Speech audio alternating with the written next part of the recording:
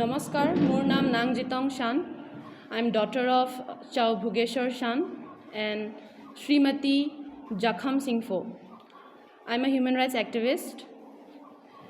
মই কটন ইউনিভাৰ্চিটিৰ পৰা ইংলিছ লিটাৰেচাৰত BA অনাৰ্ছ পাছ কৰিছোঁ 2024ত. কাৰেণ্টলি মই এতিয়া এজ এন এক্টিভিষ্ট হিচাপে কাম কৰি আছোঁ. সেইটো কাৰণে সেইদিনাখনৰ যিটো ভিডিঅ' যিটো ভাইৰেল হৈছে, সেই ভিডিঅ'খনত কিয় মই এনেকৈ এগ্ৰেছিভলি প্ৰশাসনৰ লগত কিয় মই লাগিলোঁ, কিয় মই বস্তুখিনি তেনেকৈ ক'লোঁ, সেইটোৰ মই অলপ ব্ৰিফিং দিম. তাৰপিছত কি বস্তু ভাইলেট হৈছে, যিটোৰ কাৰণে আমিয়ে অকল নহয়, গোটেই ট্ৰাইবেল মানুহখিনিয়ে যিটোৰ পৰা নেকি এফেক্ট হৈ আছে, আইচলেটেড কেছ নহয়, বহুতৰ লগত যিটো এফেক্ট হৈ আছে, সেইটো কথা মই আপোনালোকক অলপ ডিটেইলছত অলপ ক'ম. মই বিচাৰোঁ যাতে মিডিয়া ফ্ৰেটাৰ্নিটিয়ে এই বস্তুটো ফ'কাছত আনে. সেইকাৰণে আজি মোক অলপ সময় দিব. ভুল হৈ গ'লে মোক মাফ কৰিব, কেলৈ আজি মোৰ প্ৰথম প্ৰেছ মিট দিছোঁ. সেইটো কাৰণে মই আশা কৰিছোঁ যে আপোনালোকে মোৰ কথাটো ফ'কাছ কৰিব. প্ৰথম পইণ্টটো হ'ল, সেইদিনাখন আপোনালোকে ভিডিঅ'টো দেখিলে যিহেতু, তাত মই অথৰিটিজখিনিক কৈ আছিলোঁ, তাত একচুৱেলি আমি পেটিশ্যন দিছোঁ 4/3/2025ত. আমি এটা পেটিশ্যন দিছিলোঁ DC ছাৰক, তাৰপিছত আমি দিছিলোঁ SDO, OC, DGPক, তাৰপিছত SPকো দিয়া হৈছে. তাৰপিছত বহুতখিনি তেনেকৈ ডিষ্ট্ৰিক্ট মেজিষ্ট্ৰেটকো দিয়া হৈছিলে. বহুতখিনি ৰেছপেক্টিভ অথৰিটিছক দিয়াৰ পিছত আমি ৰেছপন্সৰ কাৰণে আমি ৰখি আছিলোঁ. কমেও এসপ্তাহমান হ'ল, একো আমি ৰেছপন্স পোৱা নাই. আমি সেই পেটিশ্যনখনৰ ছাবজেক্টটো আছিল যে আমি পুলিচ প্ৰটেকশ্যন বিচাৰিছিলোঁ, আৰ্ম ফ'ৰ্চেছৰ প্ৰটেকশ্যন বিচাৰিছিলোঁ. কিয় ক'লে মানে আমাৰ ওপৰত এট্ৰচিটি এতিয়াৰ পৰা নহয়, 90sৰ পৰা এট্ৰচিটি হৈ আছে. আমাক প্ৰশ্ন কৰিছে যে আমি ক্লিয়াৰ কেছ অফ এট্ৰচিটি থাকিলেহে আমি পুলিচ প্ৰশাসন আনিব পাৰিম. কিন্তু আমাৰ লগত সিহঁতে এইটো চোৱা নাই যে এতিয়াৰ পৰা নহয়, 90sৰ পৰা আমাৰ ওপৰত এট্ৰচিটি হৈ আছে. সেই এট্ৰচিটিৰ কাৰণেহে আমি প্ৰটেকশ্যন বিচাৰিছিলোঁ. সেইদিনাখন আমি সেই মাটিটোত আমাৰ যিটো এনচেষ্ট্ৰেল হোমষ্টেড লেণ্ড মানে তাত আমি ঘৰ কনষ্ট্ৰাক্ট কৰা কথা আছিলে. কিয় আমি নিজৰ অ'নাৰশ্বিপ ক্লেইম কৰিব বিচাৰিছোঁ. সেইটো হৈছে আমাৰ ফ'ৰ ফাদাৰ্ছ, কথা জাউৰা, কথা ৰজা বুলি কয়. সেইটো গোটেই এৰিয়াটোৱে কথা ৰজাৰ আছিলে. আজিও আপুনি ব্ৰিটিছ ৰেকৰ্ডছত পাব. সেইটোৰ এটা ক্লিয়াৰ ছবি, তাৰ এটা প্ৰুফ. এইটো কথাগাম সিংফ'ক এইটো ব্ৰিটিছে মেডেল আৰু আছাম গভৰ্ণমেণ্টে মেডেল দি আছে. এইটোতো জাষ্ট এটা মেডেল মই আপোনাক দেখাইছোঁ. আৰু এনেকৈ আৰু মেডেল আছে. সেই মেডেলখিনি কিছুমান চিলভাৰ হয়, কিছুমান তিনিচুকীয়া জিলাৰ মাৰ্কেটৰ তিৰাপ ট্ৰাইবেল বেল্টত অসমৰ 49টা ট্ৰাইবেল বেল্ট এণ্ড ব্লেকৰ ভিতৰতে এটা ৰিচ ট্ৰাইবেল বেল্ট. তো ইয়াৰ মাটি বহুত সাৰুৱা, ইয়াত কইল বা মিনাৰেল অইল বহুত আছে. আৰু এই অঞ্চলত বসবাস কৰা চিংফু, টাংচা, চেমা, টাইফাকে, টাইখামতি, খামিয়াংসকল থাকে ব্ৰিটিছ অহাৰ আগৰ পৰাই. গতিকে এই এৰিয়াটো হৈছে একৰ্ডিং টু ইউনাইটেড নেশ্যনছৰ মতে এটা এনচেষ্ট্ৰেল লাইন. গতিকে যদিও আমাৰ কাৰণে এখন আইন আছে, Assam land and revenue regulation act 1886, Assam ভূমি আৰু ৰাজহ আইন 1886 দশম দফা. আজি এইকাৰণে খুব দুখেৰে আমি ক'বলৈ বাধ্য হৈছোঁ যে তিৰাপ বেল্ট গঠন কৰা হৈছিল বা অসমত বেল্ট এণ্ড ব্লক গঠন কৰা হৈছিল অসমৰ মাটি জাতিৰ সংস্কৃতি ৰক্ষাৰ কাৰণে. কিন্তু আজি এই অঞ্চলত তিৰাপ বেল্টত চিংফো জনজাতিসকল মাটি সুৰক্ষিত নহয়.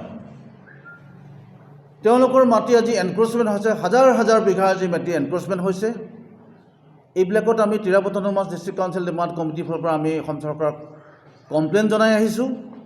কিন্তু দুৰ্ভাগ্যৰ কথা, আজি দিল্লীয়ে অসমক শোষণ কৰে, সঁচা কথা. কিন্তু দিছপুৰৰ পৰা জনজাতিসকলক যে শোষণ কৰিছে তাৰ এটা ক্লিয়াৰ এক্সাম্পল হৈছে অলপতে আমাৰ লেখামণি থানাৰ অন্তৰ্গত তিৰাপ বেল্টত কথা গাঁৱত চেংগাম কথাৰ পৰিয়ালটো এটা ভুক্তভোগী এটা পৰিয়াল. তেওঁলোকে এই কথাখিনি কৈছে, আমাক জনাইছে. আমি এই তেনেকুৱা ধৰণৰ যি তেখেতসকলৰ এনচেষ্ট্ৰেল লেণ্ড বেদখল কাৰ্যত যিসকল জড়িত আছে, যিসকল ব্যক্তি জড়িত আছে, আমি সেইসকলক অসম চৰকাৰক, ভাৰত চৰকাৰক আমি দাবী জনাইছোঁ যে schedule caste and schedule tribes prevention of atrocity act 1989ৰ আধাৰত তেওঁলোকক গ্ৰেপ্তাৰ কৰিব লাগে। আৰু আমি সাৱধান কৰিছোঁ, যিহেতু এই মাৰ্ঘেৰিটা টিয়াৰবেল অঞ্চলত আমি অতীজৰ পৰা হাতামপুৰীয়া ঐক্য সংহতি আমি বজাই ৰাখিছোঁ। বিভিন্ন জাতি, আমি জনজাতি হ'লে কি হ'ব, বিভিন্ন জাতি জনগোষ্ঠী বৰ্ণ ধৰ্ম নিৰ্বিশেষে আমাৰ এটা স্বকীয় এটা সংস্কৃতি আছে। এই ক্ষেত্ৰত আমি বিভিন্ন ক্ষেত্ৰত আমি ট্ৰাইবেল ফেষ্টিভেলবিলাক পাতি আহিছোঁ। আমি বিভিন্ন অসমৰ মানুহৰ লগত আজি আছোঁ।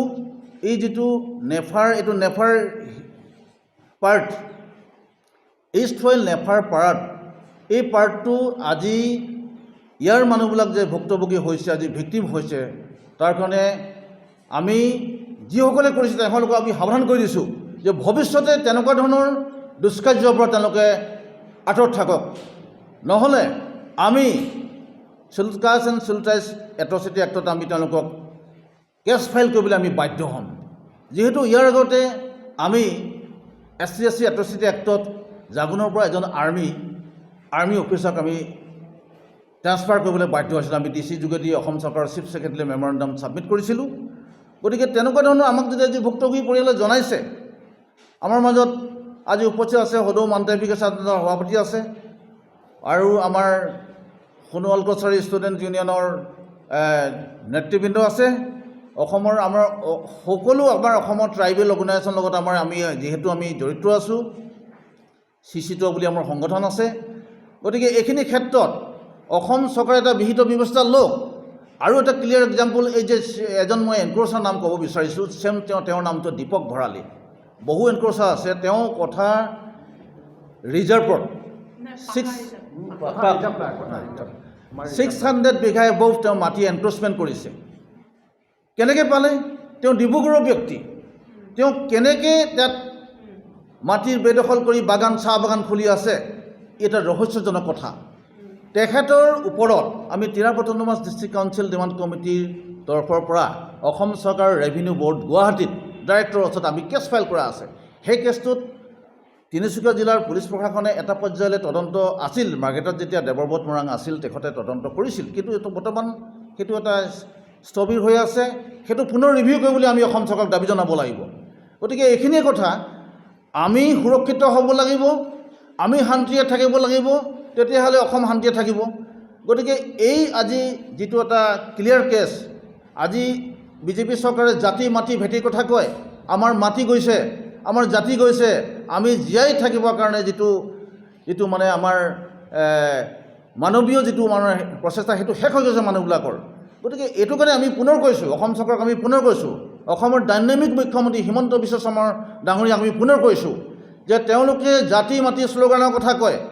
গতিকে আজি মাৰ্ঘেৰিটাত কি হৈ আছে?